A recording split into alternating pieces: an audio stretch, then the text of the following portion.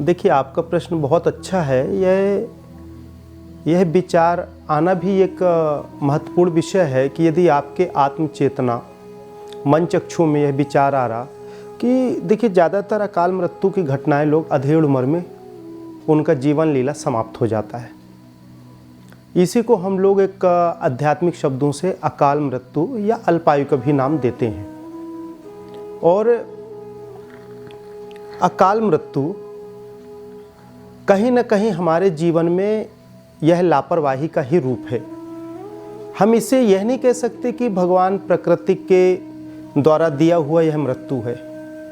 लगभग 90% लोग अकाल मृत्यु के जो शिकार होते हैं वह उनके पीछे यदि कोई शोध किया जाए तो मात्र उनके जीवन का नियंत्रण न होना, मानसिक स्थिति ठीक न होना और जीवन को लापरवाही के साथ जीवन के साथ छेड़खानी करना।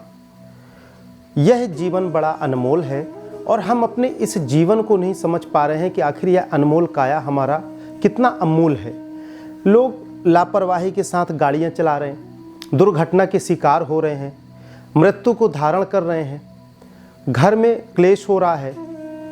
उनको अपने रियल लाइफ से अवगत ही नहीं है कि हमारा वास्तविक जीवन क्या है। सबसे पहले इसमें यह समझें कि यह अकाल मृत्यु नहीं, यह एक जीवन की लापरवाही है। इस लापरवाही से बचने के लिए हमें मानसिक नियंत्रण बहुत जरूरी है और यह नियंत्रण का एक ही मार्ग है, वह है अध्यात्म। यदि आप अध्यात्म से साधना करते हैं, ध्यान साधना करते हैं, धार्मिक ग्रंथ किताब को आप पढ़ते हैं, उससे हमें प्रेरणा मिलती है, जिससे हम संसारिक दृष्टि में जो दुनिया को देखते हैं तो भागम भाग की जिंदगी में हम भागना चालू कर देते हैं। किसके माध्यम से? इस काया के माध्यम से। हम आत्मा है, काया के माध्यम से हम कर्म के लिए भागते हैं। पर कई बार हम विलासिता की दुनिया में इतना भागते हैं कि अपने वास्तविक मूल इस प्रकृति के 84 लाख योनियों का श्रेष्ठ योनि यह मनुष्य तन है। और इस मनुष्य तन को प्रकृति ईश्वर ने हमें एक अच्छे कर्म करने के लिए अवसर प्रदान मिला और हम उस अवसर को छोड़ के संसारिक शरीर में हम जो दुनिया को देखते हैं दृष्टि में, उस विलासिता को प्राप्त करने के लिए इतना भागते हैं कि हम अपने जीवन, अपने शरीर का ही ख्याल नहीं रखते। नतीजा क्या होता है? दुर्घटना। नतीजा शरीर से अलग हो जाना, अर्थात मृत्यु, जिसे हम अकाल मृत्यु कहते हैं। तो पहले तो अकाल मृत्यु को हम ये समझें, इस तरीके से भी समझा जा सकता है कि अकाल मृत्यु हमारा कोई बीमारी नहीं, हमारी लापरवाही है।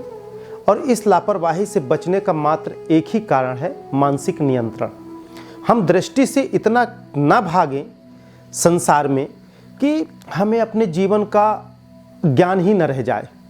तो हमें सब लोगों को अपने मानसिक स्थिति को नियंत्रण रखना चाहिए, बाहरी दुनिया को समझना चाहिए।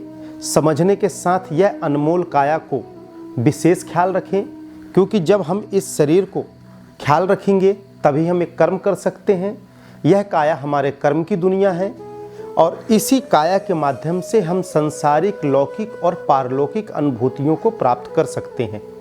यदि हमारे काया के साथ हम लापरवाही करेंगे तो निश्चित अकाल मृत्यु को धारण करेंगे, अकाल मृत्यु को प्राप्त करेंगे। इसलिए इससे बचें। बचने के साथ हम 5 मिनट का ध्यान करें।